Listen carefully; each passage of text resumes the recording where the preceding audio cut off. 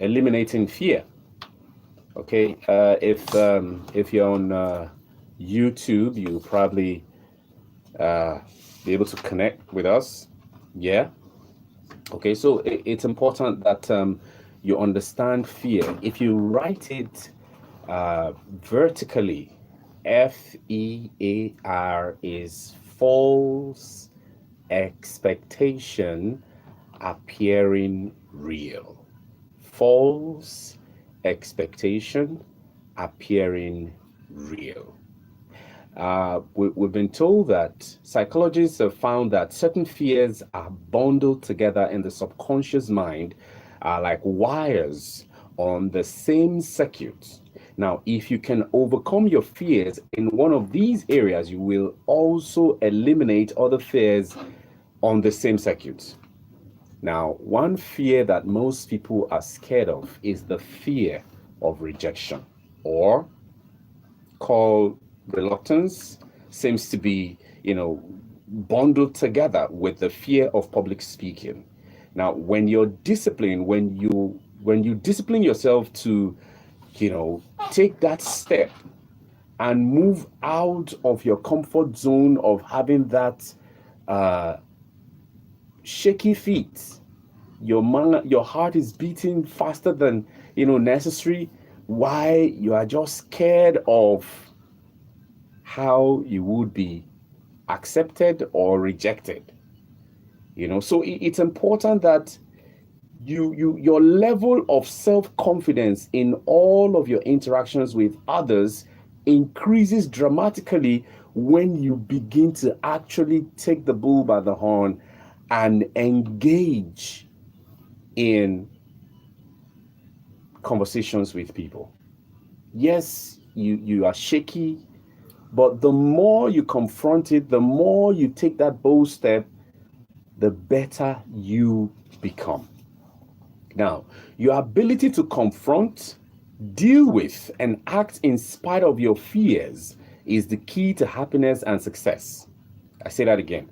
Your ability to confront, deal with, and act in spite of your fears is the key to happiness and success. For the last time, your ability to confront, deal with, and act in spite of your fears is the key to happiness and success. Now, one of the best exercise you can practice is to identify a person or situation in your life of which you're afraid and resolve to deal with it. Deal with that fear situation immediately. You don't postpone it. You deal with it immediately. Do not allow it to make you unhappy for another minute. So resolve to confront the situation or person and put the fear behind you. Now, I remember vividly one about last year. No, yeah, early last year, a lady sent me a message and was complaining bitterly. She told me that her boss was a very negative person. He was constantly criticizing and berating her about her work, even though at that time she was one of the highest rated employees in that organization. He was making her life miserable. She didn't want to give up her job, but she was afraid of confronting him. She asked me what she should do. At some point, we're chatting, and then I asked her to, book a private counseling session, and she, came around. And I gave her this advice, which, of course, some other people have also shared this with them. Now, the only reason that one person bullies another is he feels he can get away with it. He can do it and get away with it, and nothing can happen. Nobody can do anything. All right. The only way to deal with a bully is to confront him. Okay, bullies are actually cowards at heart, and they will flee from a confrontation. Oh yeah, bullies, they are cowards at heart, and they will flee from any kind of confrontation at all. So I told her, the next time your boss criticizes you for any reason, turn to him and say quite firmly, I would appreciate if you not talk to me like that ever again. It hurts my feelings and stops me from doing my job the way you want. Now, I told her to look him straight in the eye after she had finished making this statement. Now, about a week later, I got a message, thanking me, and she was really, really happy that she had tremendous courage. Rather than putting up with this situation any longer, the next time her boss began to berate her, she squared off with him and said those words. And she sent me a message saying that he stopped dead in his tracks. After she said what she said, she looked him straight in the eye and he stopped dead in his tracks and immediately apologized and mumbled and then quickly went back to his office. He never criticized her again, ever. Okay? She told me that she could have ended this bad treatment of coming from him many months before if she had only had the courage to confront him directly the first time it happened. Now, in the words of Eleanor Roosevelt, it says that no one can make you feel inferior without your consent. No one can make you feel inferior without your consent. So a lot of times, a lot of people, we actually allow these people's opinion about us, about what we do, about our lives, about our aspirations, about our hopes, about our beliefs, about our values. We allow their opinion to become our reality. So never allow anybody's opinion become your reality. And anything anybody says to you that does not empower you, you shouldn't believe it. Oh yeah, you reserve the right to believe or not to believe. And guess what? The moment you believe, you accept what that person has said.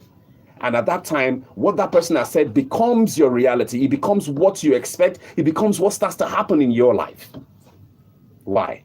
Because you accepted it by believing in it and saying, okay, yeah, sure, they said I'm stupid. And then naturally, you started acting stupid. Okay? And I say regularly that when you are in a relationship with someone, it's a process of seed sowing. Now, what does that mean? It means that when you're relating with someone, be very careful the people around you. Someone said that only quality people, OQP, only quality people, OQP, only quality people. Why? Because when you relate with quality people, over time, the quality they carry rubs off on you. If you also relate with people who are dumb, who are silly, who are stupid, it's a matter of time. The foolishness, the seeds are being sown as you relate. And you know what happens to seed? They will germinate. They will not only germinate, they will bear fruits. So if you don't want the kind of seed this person is carrying, don't relate to that person. That's why we say that it's important that you check your circle of influence, your circle of friends. Who are these people that you call friends? And how much value have they brought to your life? Oh yeah, how much value? How much value? Very important. So you need to work on that. And then when you identify a fear and discipline yourself to move towards it, it grows smaller and more manageable. When you identify a certain fear and you begin to move towards it, you begin to not run away from it, you move towards it, it grows smaller and more manageable. Now, what's more, as your fears grow smaller, your confidence grows. Soon, your fears lose their control over you. In contrast, when you back away from a fear-inducing situation or person, your fear grows larger and larger. Soon, it dominates you. Soon, it's controlling you. Soon, it dominates your thinking and feelings preoccupies your mind, preoccupies you during the day and often keeps you awake at night. So, if I were you, I would deal with my fears. I will let go. I will confront and let them go. And then the areas where you're having issues, the areas where you're finding it difficult to navigate, confront it. Seek to know more about why is this thing happening to me? Has anyone gained freedom from this thing? And what do I need to do? How do I need to navigate to make sure that I also join the bandwagon of people who are victorious in this area? If you don't do nothing, nothing will happen. But when you do something, when you keep the fight, when you take the fight to your fears, things begin to change. Courage is not the absence of fear. Courage is judging that what you want, what you need is greater than your fears, and then you reach for it. Shaky legs, shaky hands, shaky lips, but you are saying the right words and moving towards whatever fear it is. That is what courage is really and truly all about. Are you courageous?